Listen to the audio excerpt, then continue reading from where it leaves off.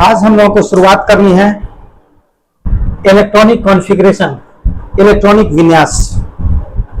और अगर इलेक्ट्रॉनिक विन्यास आपको करने आ गया तो बहुत सारे प्रॉब्लम सॉल्व हो जाएंगे। वैलेंस इलेक्ट्रॉन कैसे निकाला जाता है, संयोजी इलेक्ट्रॉन वैलेंसी कैसे निकाला जाता है, वह मेटल है कि नॉन मेटल है, सब कुछ आप क्लियरिफाई कर लीजिएगा। सारा चीज इसी से होता है। तो इलेक्ट्रॉनिक कॉन्फ़िगरेशन सबसे ज्यादा जरूरी है और इसे ऑफ-बॉ ने दिया था। किसने? ऑफ-बॉ। जब इलेक्ट्रॉनिक विन्यास, जैसे हम लोग स्कूल में जाते हैं तो सीधा क्या होता है, 2 8 1 2 6 2 5 करके हम लोग को बता दिया जाता है, जबकि वैसे नहीं करना है। हम लोग को स्टेप बाइज करना है। सबसे पहले जो इलेक्ट्रॉनिक विन्यास करते समय ऑफ-बॉ बताए कि हम लोग अभी तक पढ़े कि किस कक्षा में कितने इलेक्ट्रॉन हो सकते हैं मैक्सिमम। उन्होंने कक्षा को भी उप कक्षा में बांटा और वह उप कक्षा क्या था?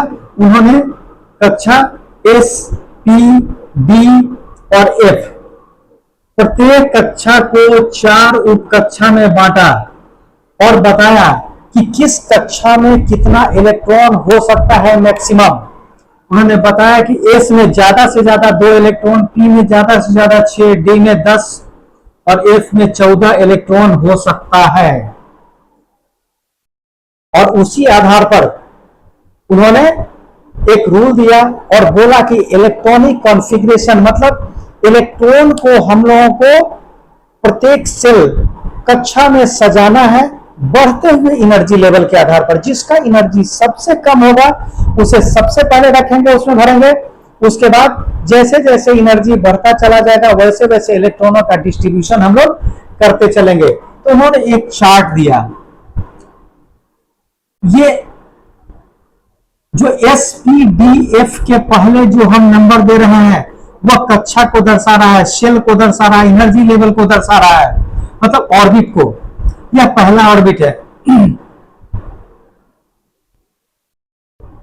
2s 2p sorry 3p, next 2s 3s 4s 5s 6s 7s, जरूरत के अनुसार आगे बढ़ेगा। अब यहां पर हम 1s में p नहीं होता है, चूंकि पहले ही पढ़ चुके हैं किसी भी कक्षा में इलेक्ट्रॉन की मैक्सिमम संख्या 2n² होता है। तो पहली कक्षा में 2 × 1 का स्क्वायर बराबर 2 ही होगा। और जब पहली कक्षा में s है, इसमें मैक्सिमम 2 इलेक्ट्रॉन हो सकता है, तो इसका तो जितना जरूरत है इसी में पूरा हो गया, तो p की तो आवश्यकता ही नहीं है। लेकिन दूसरी कक्षा में 2 × 2 का स्क्वायर बराबर कितने इलेक्ट्रॉन होंगे? 8। तो दूसरी कक्षा में 2s, s में ज्यादा से ज्यादा 2 इलेक्ट्रॉन, p में ज्यादा से ज्यादा 6 इलेक्ट्रॉन, यहां भी ऑक्टेट पूरा हो गया। ये 8 इलेक्ट्रॉन सेकंड कक्षा में जो ज्यादा से ज्यादा होगा भर जाएगा। इसलिए दूसरी कक्षा में 2 सेक्शन मतलब 2s के साथ 2p भी होगा, 3s 3p 3d। तीसरी कक्षा में हम पढ़ चुके हैं 2 × 3 का स्क्वायर, ये 18 इलेक्ट्रॉन, तो 10 6 16 2 18। इसलिए तीसरी कक्षा में s भी होगा, p भी होगा, d भी होगा। तो पहले यहां सजा लें 4p 5p 6p 7p, यहां 3d के साथ 4d 5d 6d, इसी तरह आगे बढ़ता चला जाएगा। और यहां पर 4f 5f और आगे बढ़ेगा। क्योंकि चौथी कक्षा में 2 × 4 का स्क्वायर ये हो गया 32, मतलब मैक्सिमम इलेक्ट्रॉन कितना होगा? 32। तो इसको जरा गौर से देखिए, 2 यहां 6 8 10 18 4 22 10 32 इलेक्ट्रॉन। इसीलिए लोग पूछते हैं कि पहली कक्षा में ए सी दिए, पी डी एफ क्यों नहीं दिए? तो इसका जवाब यही है। और उन्होंने एक ग्राफिकल मेथड दिया और बताया कि सबसे कम एनर्जी होता है 1s का, इसलिए सबसे पहले इलेक्ट्रॉन किस में जाएगा? 1s में। फिर उसके बाद होता है 2s का, तो एनर्जी किस में जाएगा? सॉरी, इलेक्ट्रॉन किस में जाएगा? 2s में। फिर 2p, फिर 3s, मतलब जैसे जैसे तीर एक दूसरे को भेजता जा रहा है आगे, पहले 1s 2s फिर 2p फिर 3s फिर 3p 4s फिर 3d 4p 5s, इसी तरह आगे बढ़ता चला जाएगा 4d 5p 6s, 4f 5b 6p 7s। इसी तरह आगे बढ़ते चलेंगे और इलेक्ट्रॉनों का डिस्ट्रीब्यूशन होता चला जाएगा। मतलब इलेक्ट्रॉनिक कॉन्फ़िगरेशन का मतलब यह distribution of electron in different orbits according to increasing order of energy. मतलब बढ़ते हुए एनर्जी लेवल में इलेक्ट्रॉन को फिल करना है। सबसे पहले इलेक्ट्रॉन उस ऑर्बिट में भरना है जिसका एनर्जी लेवल सबसे कम है। फिर जैसे जैसे एनर्जी बढ़ेगा वैसे वैसे हम लोग भरते चलेंगे। तो हम लोग एक एक करके एग्जाम्पल देखेंगे। इस ग्राफ को आप खींचना सीख लीजिए। 1s 2s 3s 4s 5s 6s 7s, 2s के सामने 2p, फिर धीरे धीरे सामने लिखते चले जाएंगे। 3d, d वाला ये हो गया, 4f वाला हो गया। आप इस तरह से कर लें। अब हम लोग एक एक करके इलेक्ट्रॉनिक कॉन्फ़िगरेशन देखेंगे और इसके आधार पर हम लोग इलेक्ट्रॉनिक कॉन्फ़िगरेशन करेंगे, इलेक्ट्रॉनिक विन्यास करेंगे और फिर जैसे आपको स्कूल में पढ़ाया जाता है उसी लेवल पर हम लोग देखेंगे। तो इसको ध्यान रखेंगे। इसको हटा देते हैं, इसकी आवश्यकता नहीं है। तो इलेक्ट्रॉनिक कॉन्फ़िगरेशन हम करना शुरू करते हैं। सबसे पहले हाइड्रोजन। और इलेक्ट्रॉनिक कॉन्फ़िगरेशन में ध्यान रखेंगे, हम लोगों को इलेक्ट्रॉन का कॉन्फ़िगरेशन करना है।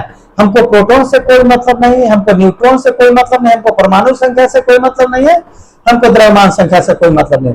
हमको सिर्फ और सिर्फ मतलब रखना है इलेक्ट्रॉन से।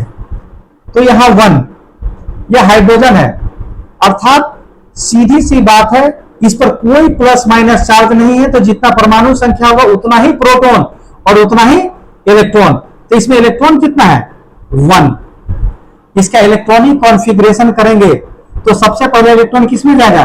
1s में। और एक ही इलेक्ट्रॉन है तो एक इलेक्ट्रॉन जाएगा। ज्यादा से ज्यादा 2 रह सकता है, लेकिन हमें कितना है? एक ही है, तो 1s1। अब हीलियम 2, इलेक्ट्रॉन इसमें कितना है? 2 ही है, चूंकि इसमें क्या है? कोई प्लस या माइनस चार्ज नहीं है, उदासीन है।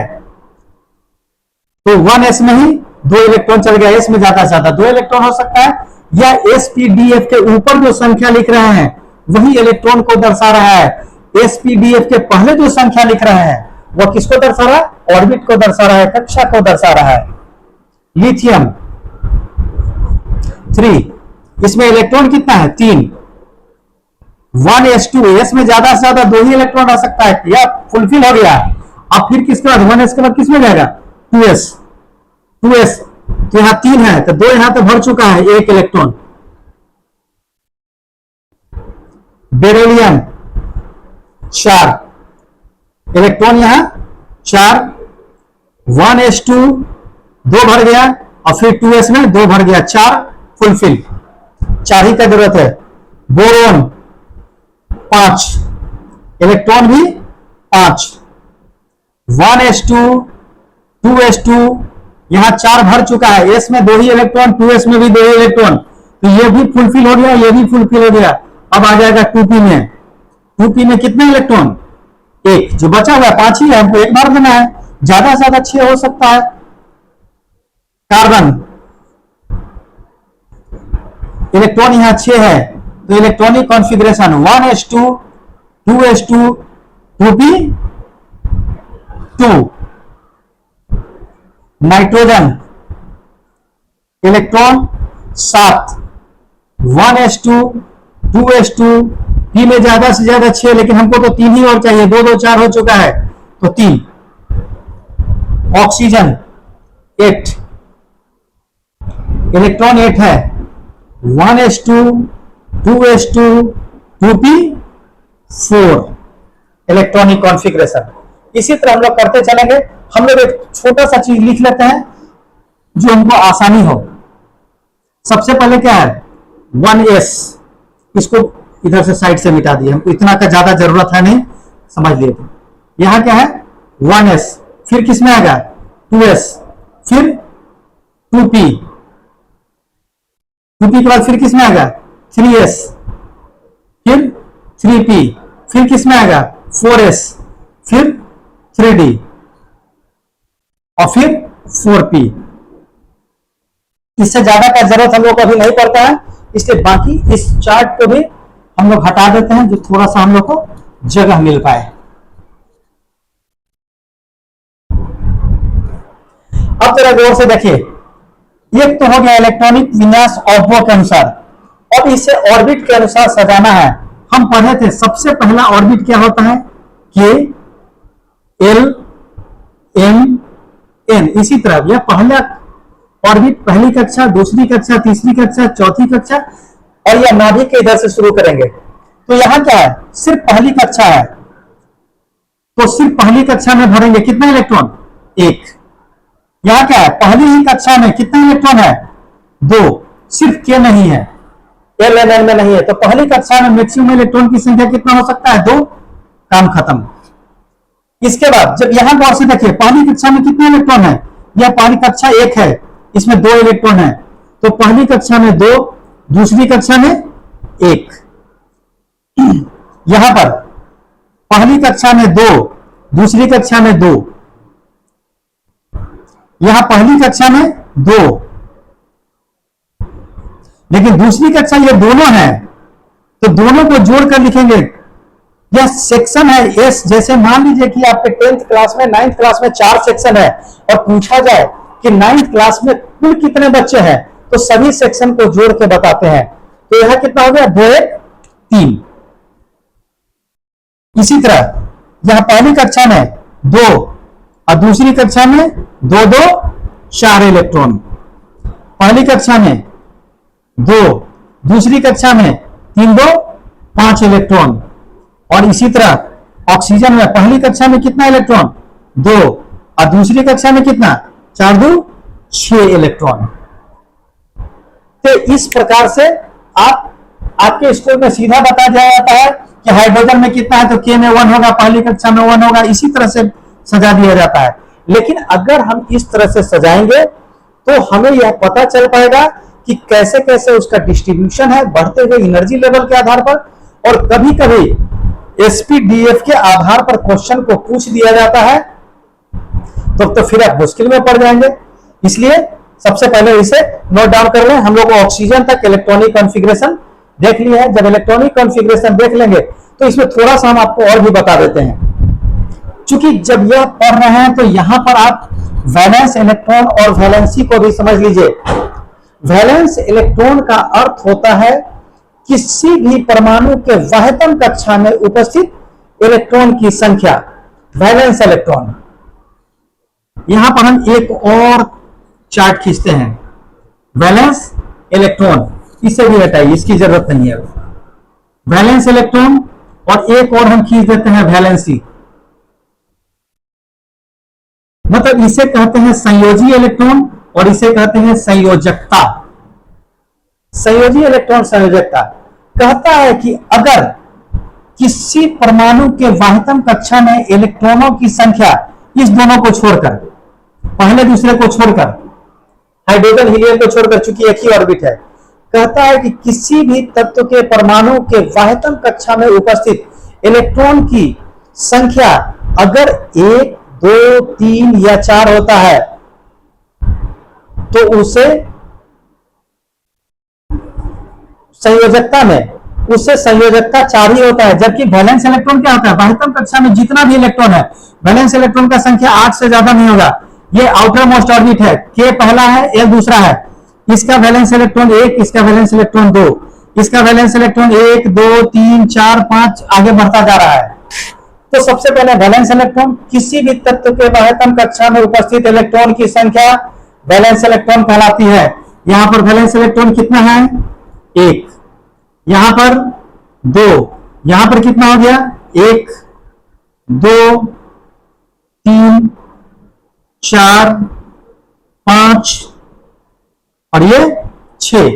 वैलेंस इलेक्ट्रॉन को गौर से देखिए, यहां पर 1 है, यहां 2, फिर यहां 1 2 3 4 5 6।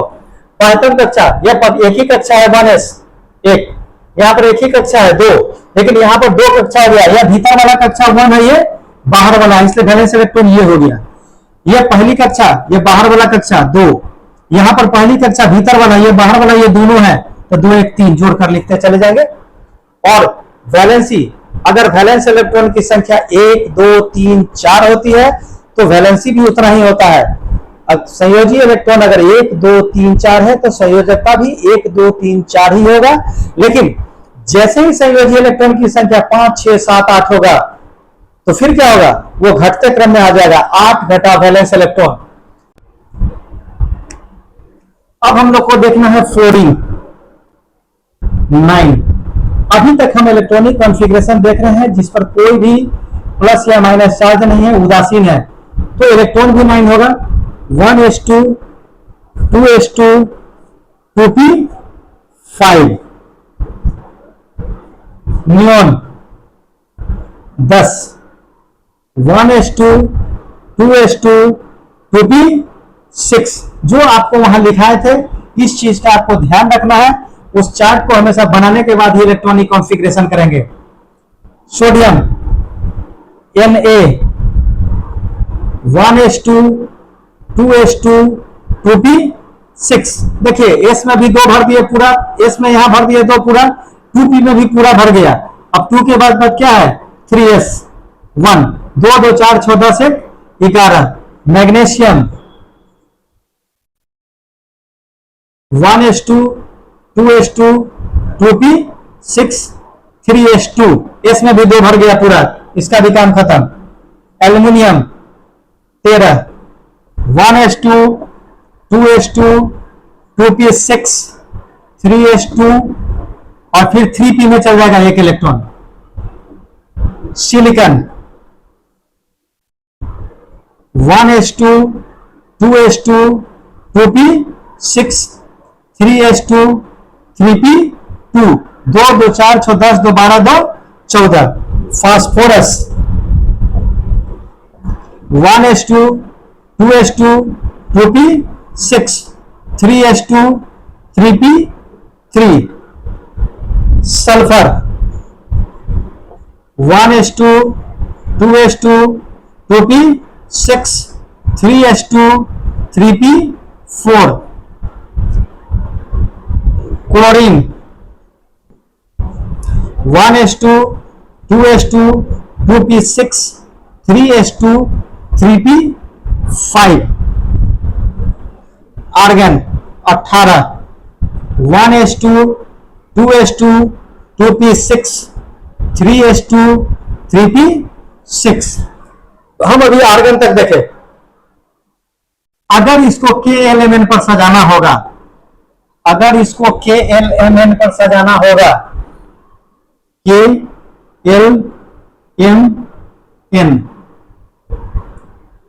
तो यहां पर देखिए इसकी बात करेंगे। पहली कक्षा में 2 इलेक्ट्रॉन, दूसरी कक्षा में 7 इलेक्ट्रॉन। इसकी बात करेंगे तो पहली कक्षा में 2, दूसरी कक्षा में 8, या पहली कक्षा में 2, दूसरी कक्षा में 8, तीसरी कक्षा में 1। यहां 3 कक्षा हो गया, 2 8 1, फिर यहां 2 8 2। अब फिर से गौर कर लीजिए, कक्षा किसको कहते हैं, SPDF के पहले, तो यहां पर 1 नंबर है, यहाँ S के पहले 2 है और P के पहले भी 2 है, तो दोनों 2 कक्षा ही हो गया। और दूसरी कक्षा में 2 6 8 इलेक्ट्रॉन, 2 8 2। तीसरी कक्षा में यहाँ सॉरी एल्युमिनियम है 2, फिर यहां पर 8, यहां 2 1 3, 2 8 3। यहां पर क्या हो गया 2 8 4। इसी तरह 2 8 5, 2 8 6, 2 8 7। और इसकी बात करेंगे तो 2 8 8। तो इलेक्ट्रॉनिक कॉन्फ़िगरेशन बड़े आराम से करते रहेंगे। पहली कक्षा में 2 इलेक्ट्रॉन, दूसरी कक्षा ये दोनों है तो 6 2 8 इलेक्ट्रॉन, तीसरी कक्षा ये दोनों है तो 2 6 8 इलेक्ट्रॉन। अब हम पढ़ रहे थे वैलेंस इलेक्ट्रॉन और फिर क्या देख रहे थे, वैलेंसी। Valency mean संयोजकता। इसका वैलेंस इलेक्ट्रॉन कितना है, 72 कक्षा में 7। इसका कितना है 8। यहां पर 1 2, यहां पर 3 4 5 6 7 8। तो वैलेंसी कितना होगा? हम बताएं कि जिसका एक होगा उसका एक ही होगा, जिसका दो है दो ही होगा, जिसका तीन है तीन होगा, जिसका चार है चार होगा। लेकिन जैसे ही 8 4 से बढ़ेगा उसमें से क्या करेंगे? 8 घटाओ 4 बराबर 4, सॉरी 8 घटाओ 5 इक्वल टू 3, 8 घटाओ 6 बराबर 2, 8 घटाओ 7 बराबर 1 और 8 घटाओ 8 बराबर 0। यहां पर भी क्या है? 8 घटाओ 8 बराबर 0, यहां पर 8 घटाओ 7 बराबर 1। इस तरह से आप वैलेंस इलेक्ट्रॉन और वैलेंसी भी निकाल सकते हैं। इलेक्ट्रॉनिक कॉन्फ़िगरेशन आपको एक बार दो बार तीन बार प्रैक्टिस करना होगा। हम अभी दो और देखेंगे, ऑर्गन के बाद पोटेशियम कैल्शियम, और यह 20 तक हो जाएगा। और 20 के बाद जो दो सबसे इंपॉर्टेंट है जिसका परमाणु संख्या 24 है और फिर 29 है, वो देखना इसलिए जरूरी है कि परीक्षा में ये नॉर्मल चीज है। नॉर्मल हमेशा आता नहीं है, वो अपवाद है। और अपवाद में हमेशा क्या होता है? जो नियमों का पालन नहीं करता है, इस नियम में थोड़ा सा डिफरेंशिएट होगा और थोड़ा सा उसका अलग हो जाएगा। तो हम लोग 24 और 29 वाले को देखेंगे। फिर उसके बाद हम लोग किसको देखेंगे? जिस पर निगेटिव चार्ज है और जिस पर पॉजिटिव चार्जेस है। क्योंकि हम लोग को निकालना किसका है? हम लोग को इलेक्ट्रॉनिक कॉन्फ़िगरेशन निकालना है। किसी भी तत्व के परमाणु के इलेक्ट्रॉन को डिस्ट्रीब्यूट करना है, ना कि प्रोटॉन को, ना कि न्यूट्रॉन को। तो सबसे पहले इसे नोट डाउन करें।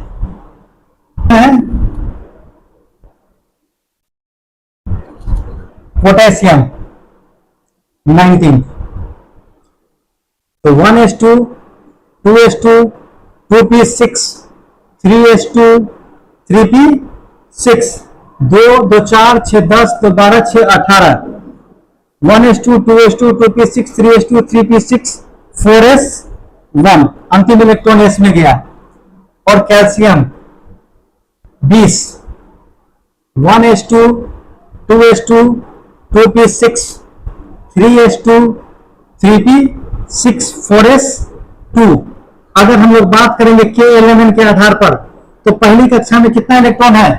2, दूसरी कक्षा में 8, तीसरी कक्षा में 8 और चौथी कक्षा में 1।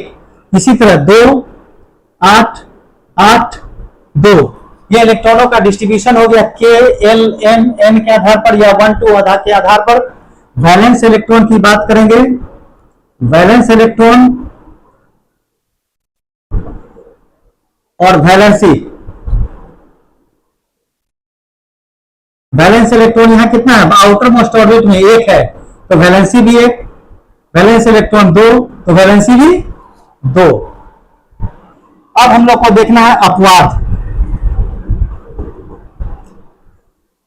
अपवाद में आता है क्रोमियम 24 और आता है कॉपर 29।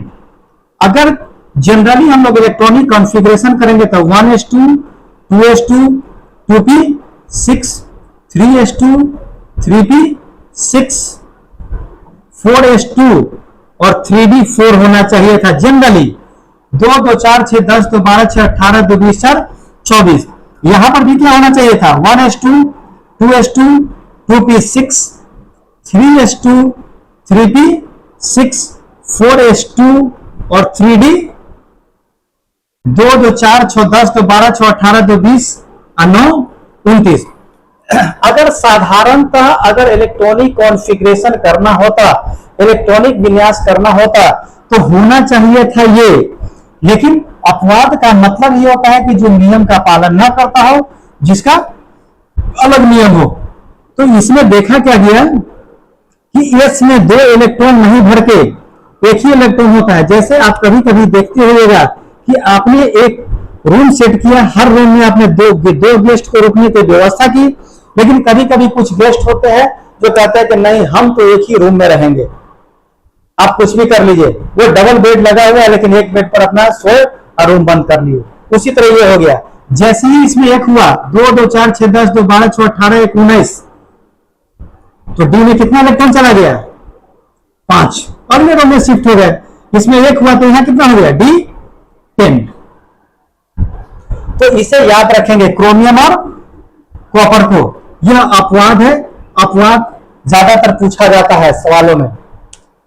तो ये हम लोग इलेक्ट्रॉनिक कॉन्फ़िगरेशन देख लिए और इलेक्ट्रॉनिक कॉन्फ़िगरेशन के आधार पर संयोजी इलेक्ट्रॉन की संख्या और संयोजकता निकालना भी सीख लिए। अब जैसे मान लीजिए कि अब जो जिस पर चार्ज है, आयंस है, अगर हम बात करें सोडियम की, Na, इसका कितना है परमाणु संख्या 11, लेकिन इस पर चार्ज कितना है, 1 प्लस चार्ज है। अब जरा सोचिए इसमें कितना इलेक्ट्रॉन है, इलेक्ट्रॉन कितना इसमें है, 11 होना चाहिए था इसमें इलेक्ट्रॉन का संख्या। अगर यह क्या रहता, इस पर कोई प्लस माइनस चार्ज नहीं रहता, यह न्यूट्रल होता तो, लेकिन यहां पर 1 प्लस चार्ज है, इसका मतलब 1 इलेक्ट्रॉन इससे निकल चुका है। होना चाहिए था 11, लेकिन 11 में से 1 निकल गया, कितना हो गया, 10। अब हम लोग इलेक्ट्रॉनिक कॉन्फ़िगरेशन करेंगे सिर्फ और सिर्फ 10 इलेक्ट्रॉन का। 1s2 2s2 2p6, 10 इलेक्ट्रॉन हो गया। इसको अगर k एलिमेंट पर लिखना होगा तो 2 और 8, इसका ऑक्टेट पूरा है। वैलेंस इलेक्ट्रॉन तो 8 हो गया, लेकिन वैलेंसी कितना हो गया, 8 घटा 8 0, संयोजकता 0। चूंकि जब किसी कक्षा जब कोई परमाणु के बाह्यतम कक्षा में इलेक्ट्रॉनों की संख्या 8 हो जाती है, अर्थात उसका आउटर मोस्ट ऑर्बिट फुलफिल हो चुका है, भर चुका है, तो उसे रिएक्शन की जरूरत नहीं है। रिएक्शन तो तब न करते हैं जब उसके आउटर मोस्ट ऑर्बिट में 8 इलेक्ट्रॉनों की संख्या को पूरा करना है। उसी पूरा करने के लिए, ऑक्टेट को पूरा करने के लिए, एक तत्व दूसरे तत्व के साथ रिएक्शन करता है। अगर मैग्नीशियम की बात करेंगे तो यहां 12 है, इस पर 2 प्लस चार्ज, इलेक्ट्रॉन होना चाहिए था 12, लेकिन 2 इलेक्ट्रॉन निकल गया, कितना हो गया, यहां भी 10 है, इसका भी इलेक्ट्रॉनिक कॉन्फ़िगरेशन सेम होगा, 1s2 2s2 2p6 2 8। अगर एल्युमिनियम की बात करेंगे, इस पर 3 प्लस चार्ज, अर्थात होना चाहिए था कितना, 13, इसमें से 3 इलेक्ट्रॉन निकल गया, यहां भी इलेक्ट्रॉन की संख्या 10 है, 1s2 2s2 2p6 2 8। एक कैल्शियम ले लेते हैं 20, इस पर 2 प्लस चार्ज, इलेक्ट्रॉन होना कितना चाहिए था 20, लेकिन 2 इलेक्ट्रॉन निकल गया, कितना है 18, 1s2 2s2 2p6 3s2 3p6। पहली कक्षा में 2 इलेक्ट्रॉन, दूसरी कक्षा में 8 इलेक्ट्रॉन, तीसरी कक्षा में 8 इलेक्ट्रॉन, 2 8 8, इसका भी ऑक्टेट पूरा है। वैलेंस इलेक्ट्रॉन इसमें 8 है, वैलेंसी कितना हो जाएगा, 0 हो जाएगा। तो हम लोग जो जनरल था उसे तो देख ही रहे थे, हम लोग कुछ अपवाद को भी देखे, और अपवाद के बाद जो धनायन है हम उसका भी देख लिए, कुछ ऋणायन का देख लेते हैं, तो इलेक्ट्रॉनिक कॉन्फ़िगरेशन हम लोग का पूरा हो जाएगा। इस चीज को लिखना ही नहीं है, बार बार प्रैक्टिस करना है, पहले तो नोट डाउन कीजिए इसे। अब हम लोग कुछ निगेटिव चार्ज वाले को देख लेते हैं।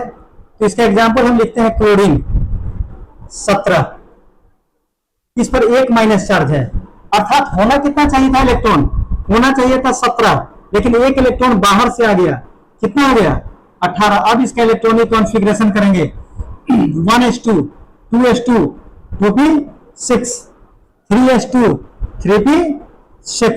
पहली कक्षा में 2, दूसरी कक्षा में 8 और तीसरी कक्षा में 8, 2 8 8 2 8 10 8 18। अगर ऑक्सीजन की बात करेंगे तो इसका 8 होता है और यहां 2 इलेक्ट्रॉन होना चाहिए था 8, लेकिन 2 इलेक्ट्रॉन बाहर से आ गया, इसका अर्थ है कितना हो गया इलेक्ट्रॉन की संख्या 10। 1s2 2s2 2p6, पहली कक्षा में 2 और दूसरी कक्षा में 8 इलेक्ट्रॉन, 10। नाइट्रोजन 7, यहां पर क्या है, इलेक्ट्रॉन का संख्या होना चाहिए था 7, लेकिन 3 बाहर से आ गया, कितने हो गए 10।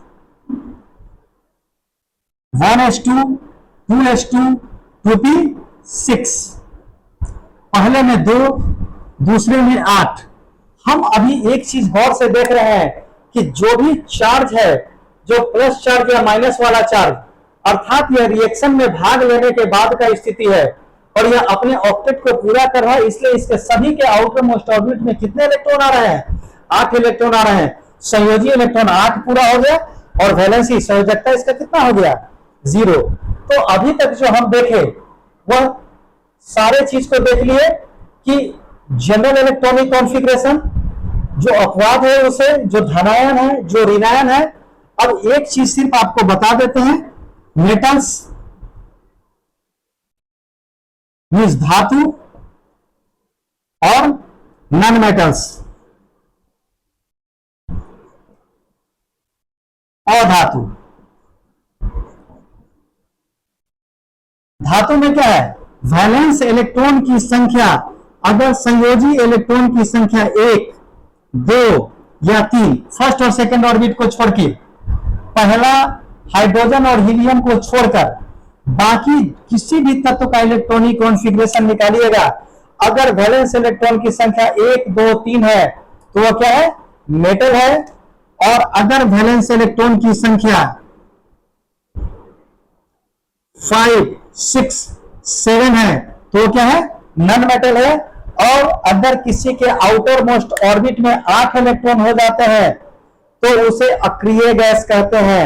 अक्रिय गैस का मतलब है कि उसे रिएक्शन की आवश्यकता नहीं है, उसका ऑक्टेट ऑलरेडी पूरा है। एक छूट रहा है जिसके आउटर मोस्ट ऑर्बिट में 4 इलेक्ट्रॉन है। 4 इलेक्ट्रॉन वाले का वैलेंस इलेक्ट्रॉन अगर 4 है तो इसका पोजीशन जरा सा खराब होता है। यह स्थिति बीचों बीच है, यह चाहता है कि 4 दे कि 4 ले, यह इस बीच में फंसा रहता है। और ऐसे तत्व जिनके वैलेंस इलेक्ट्रॉन 4 होते हैं वो ज्यादातर को किसमें रखा जाता है? मतलब मेटलॉइड में रखा जाता है। मेटल और नॉन मेटल के बीच का पोजीशन वो होता है। इसीलिए अगर मेटल्स की बात की जाएगी तो जिसमें वैलेंस इलेक्ट्रॉन में 1, 2, 3 होगा वैलेंस इलेक्ट्रॉन वो मेटल, जिसमें 5, 6, 7 होगा नॉन मेटल, जो 8 होगा वो अक्रिय गैस होगा, उसे रिएक्शन की जरूरत नहीं है। 4 वाले को दोनों के बीच में रखेंगे। हालांकि कार्बन को हम लोग किसमें रखते हैं? नॉन मेटल में रखते हैं। आगे बढ़ते जाएंगे तो हम लोग उसको देखेंगे कैसे होता है, तो इसे नोट डाउन कीजिए और इसका रिवीजन अत्यंत जरूरी है। अगर जो पिछले 2-3 क्लास से पढ़ा रहे हैं, अगर रिवीजन आप ढंग से करते रहेंगे तो आपका केमिस्ट्री बड़ा आसान हो जाएगा, समझ में आने लगेगा। चलिए आज के वीडियो में इतना ही। Thank you very much.